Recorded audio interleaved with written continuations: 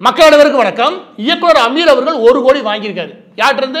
கஞ்சா கடத்தல் மன்னன் திமுகவுடைய முக்கியமான நிர்வாகியான ஜாஃபர் சாதிக்.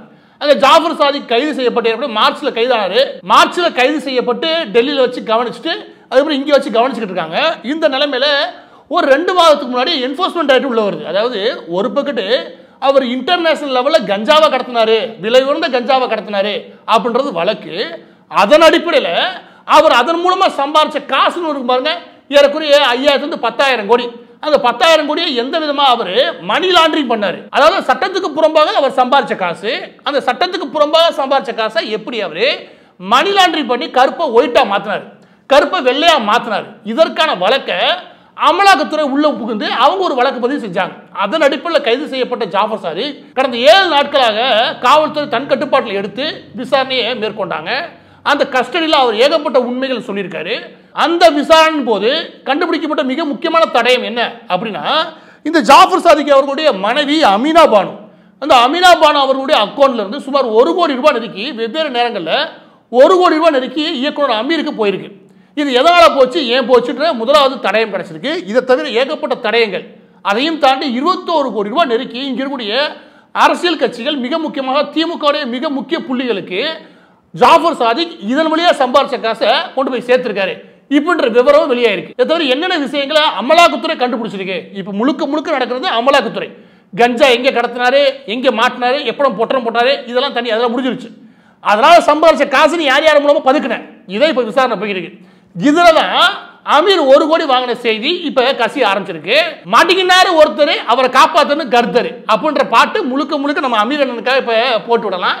ஏன்னா அந்த அளவுக்கு வகையா மாட்டிருக்காரு. இதுல என்ன விதமான பதில் தூக்கிட்டு வர போறான்னு தெரியல. போன முறை நாம இதை முதல் முறையா உடைச்சதே நாம தான். அதாவது இவர் என்னென்ன நிறுவனங்கள் ஜாஃபர் சாதிக் வச்சிருக்காரு, யாராருடன் கூட்டு தொழில் பண்றாரு, இதுல மிக முக்கியமான புள்ளிகள் எங்க எங்க, இவருடைய வளர்ச்சின்றது 10 வருஷத்துக்கு முன்னாடி என்ன, அது எப்படியா அறியப்படுது. சமீபத்தில் 4 வருடங்கள்ல, அதாவது கஞ்சா கடத்த ஆரம்பிச்சதுக்கு அப்புறம் பெரிய அளவு வளர்ச்சி அடைகிறாரு. திமுக அரசாங்கம் வந்ததுக்கு அப்புறம் எந்த அளவுக்கு சுதந்திரமாக செயல்படுகிறார், இது எல்லாமே அவருக்கு பின்புலத்தில் கூட எல்லா ஆதாரங்களையும் திரட்டி வெளியிட்டு இருந்தோம். இதுல மிக முக்கியமானது அமீர் அவர்களுடைய தொடர்பு. இதையே நாம போட்டு உடைச்சிருந்தோம். அப்ப நம்ம தெளிவா சொன்னது என்ன அப்படின்னா, அமீருக்கு இந்த விவகாரம் நன்கு தெரிஞ்சேதான் ஜாஃபர் சாதிக் அவர்கள்ட்ட புழங்கக்கூடிய காசுக்காக தான் அமீர் இதுல ஒட்டுறாரு. அமீர் மட்டும் கிடையாது, சினிமா வட்டத்தினுடைய முக்கிய பிரமுகர் எல்லாருமே ஜாஃபர் சாதிக்கு ஒரு வகையில கிளைண்ட் தான். ஆனா அமீர் ஒரு படி மேல போய் அவன் சம்பாதிக்கிற காசுல கூட்டு களவாணித்தலை வேலை பார்க்கறதுக்காக இணைஞ்சிருக்காரு அப்படின்றது நம்முடைய குற்றச்சாட்டு. அந்த நேரத்தில் அவர் பெரிய யோக்கியவான் மாதிரி வந்து, ஆமா நான் ஒரு நிறுவனம் வச்சிருந்தேன், அந்த ஆமா நான் ஒரு நிறுவனம் வச்சிருக்கேன் எப்போ நான் சொல்லிக்கணும், ஜாஃபர் கைது பண்ண பாருங்க அப்பவே சொல்லிக்கணும். ஜாஃபர் கைதான பேரு இவன் என்னோட சேர்ந்தா சுத்தி தெரிஞ்சேன், நான் தெரியாம மாட்டிக்கிட்டேன், என்னையும் சேர்த்து காப்பாத்துக்கனே, நீங்க வந்து ஒரு வாக்குமூலம் கொடுத்துருந்தீங்கன்னா சரி. அதை விட்டுட்டு அந்த கைதாயிருக்கான் 4 நாள் சும்மா இருந்தாப்புல. 4 நாளைக்கு அப்புறம் மதத்தை தூக்கிட்டு வந்து மதத்துக்கு பின்னாடி ஒளிஞ்சுக்கிட்டு, நான் இப்படி இதுல என்ன உண்மையில தெரியல, ஆனா நான் அதிர்ச்சியானேன், ஷாக்கா இருக்கிறேன் அப்படின்னு அவர் இஷ்டத்துக்கு ஒரு மெசேஜ் போட்டிருந்தார். இதற்கு மேலும் அமீர் அவர்கள் தன்னை யோக்கியனா காட்டிக்கிறதுல நியாயமே கிடையாது. உண்மையை ஒத்துக்கிட்டு மன்னிப்பு கேட்ட கூட சரியாயிடும். ஆனா நான் ரொம்ப யோக்கியம் கிடையவே கிடையாது, அந்த கடவுளுக்கு மட்டுமே பயப்படியா அப்படி இப்படி உருட்டி வச்சுக்குவேன், இன்னும் கோவம். அவர் முக்கியமாக 2021 4 நிறுவனங்கள் ஓபன் பண்றாங்க. எப்படி திமுக அரசாங்கம் வந்துருச்சுல, எல்லா கஞ்சா கடத்தல இருந்து ரவுடி வரைக்கும் எல்லாத்துக்கும் ஒரே குஷி.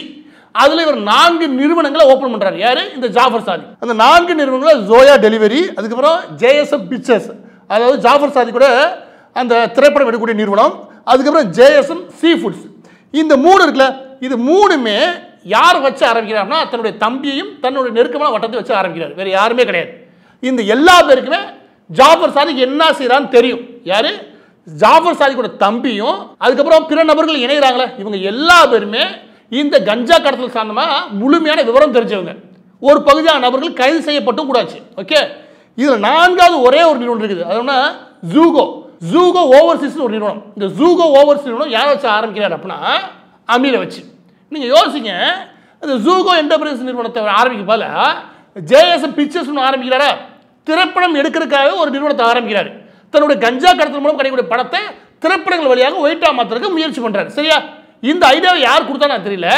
ஆனா இந்த நிறுவனத்தில் பங்குதாரர் யாரை சேர்த்துக்கலாம், இந்த அமீர் அவர்கள் நினைச்ச சேர்த்துக்கலாம். ஏன்னா அவருக்கு அனுபவம் இருக்கு, அந்த துறையை பற்றி நாலேஜ் இருக்கு, அதுல சேர்த்துக்கிட்டா பரவாயில்ல.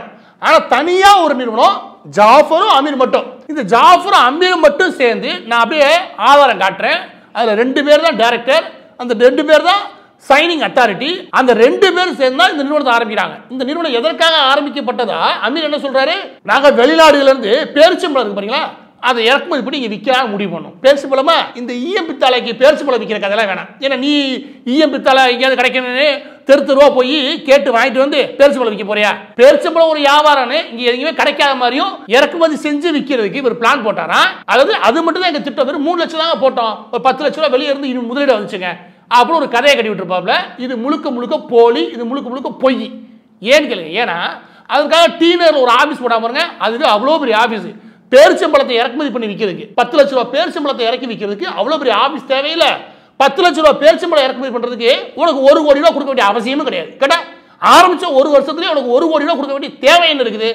எனவே இந்த நிறுவனம் எதற்காக ஆரம்பிக்கப்பட்டது அப்படின்னா, நான் பேரிச்சம்பழம் இறக்குமதி பண்றேன்ற பேர்ல இவங்க என்ன பண்ணணும், அந்த கருப்பு பணத்தை ஒயிட்டா மாத்துறதுக்கு ஒரு பகுதி நிறுவனத்தை உருவாக்குறாங்க, அதாவது செல் கம்பெனி.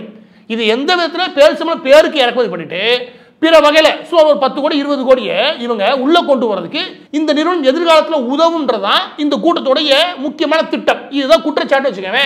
இதெல்லாம் நன்கு தெரிஞ்சேதான் அமீர் இந்த வேலையை பார்க்கிறாரு. அதனால உங்களுக்கு சொல்றேன், ஜாஃபர் சாதிக்கும் கூட்டாளியா சேர்ந்து ஆரம்பிக்கப்பட்ட நிறுவனங்கள்ல இந்த 2 தரப்பு இருக்குல்ல, அவருடைய குடும்பத்தினர், அதோ அவரோட சகோதரனான முகமது சலீமுக்கு இது எல்லாமே தெரியும்.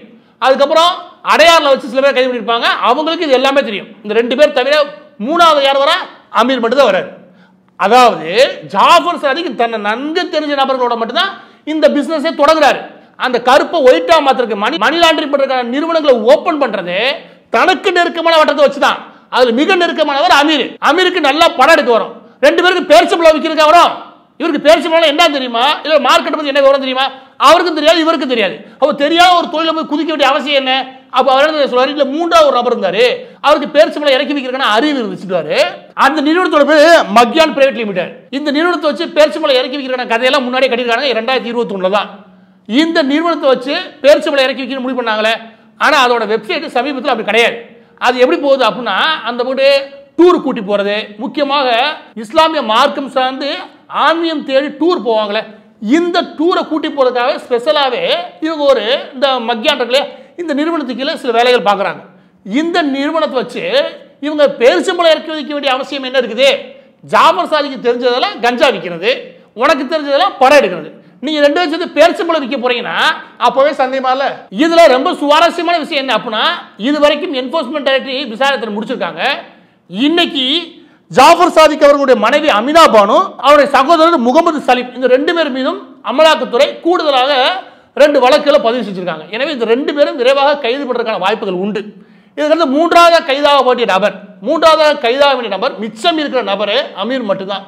அமீர் பாயை பிடிச்சிட்டு போய் கைது பண்ணி உள்ள வச்சா அமீருக்கு என்னென்ன தெரிய வாய்ப்பு உண்டு? எங்களுக்கு தெரிஞ்ச வரைக்கும், நாங்கள் விசாரிச்ச வரைக்கும் அப்படின்னா, ஜாஃபர் சாதிக் மட்டும் கிடையாது, இந்த திமுக எவன் இருக்கேன் இது சம்பந்தமா அது ஒண்ணு. அதுக்கப்புறம் திரைப்படத்துறையில யார் யாரெல்லாம் இந்த ஹவாலா ஏஜெண்டா செயல்படுறான், அவன் மூலமா எப்படியான பணங்கள் உள்ள வந்து போகுது, இந்த மாதிரியான விஷயங்களுமே ஜாஃபர் சாதிக்கும் அமீர் சம்பந்தப்பட்ட நபர்களுக்கு நல்லாவே தெரியுது. நாம விசாரிச்ச வரைக்கும் நீங்க அமீரை மட்டும் பிடிக்காதீங்க, சமுத்திரக்கணி வந்து பாருங்க, அந்த ஆள்ல இருந்து எல்லாரையும் பிடிச்சி வச்சுக்கவே ஏகப்பட்ட சங்கதிகள் வரக்கான வாய்ப்புகள் உண்டு. இதுதான் நிதர்சனமான உண்மை. எனவே இந்த அமீரை பிடிக்கிறதுக்கு பாருங்க, இது அமீரோட நிக்காது.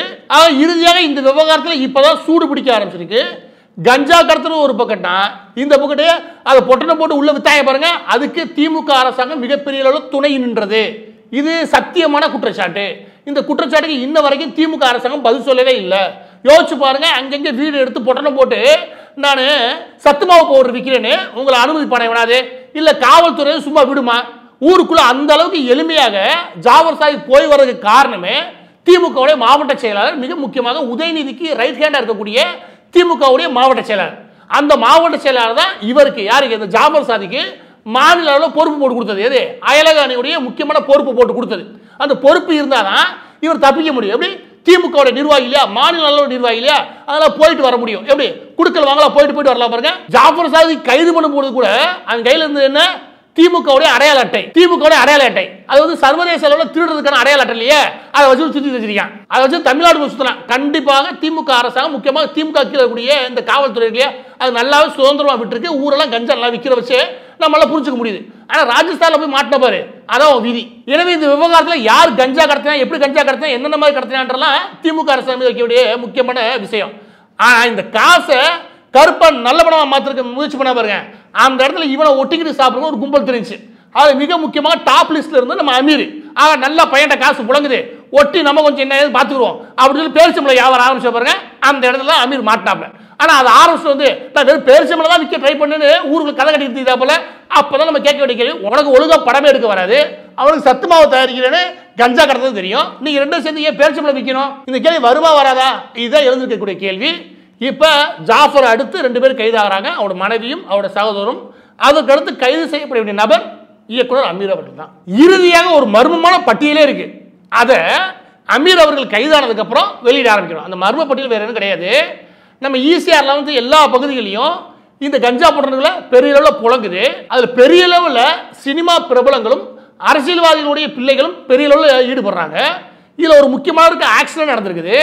அது ஏகப்பட்டவருடைய லிங்க் இந்த ஜாஃபர் சாதிக் வழியா வெளியே வரக்கான வாய்ப்புகள் உண்டு.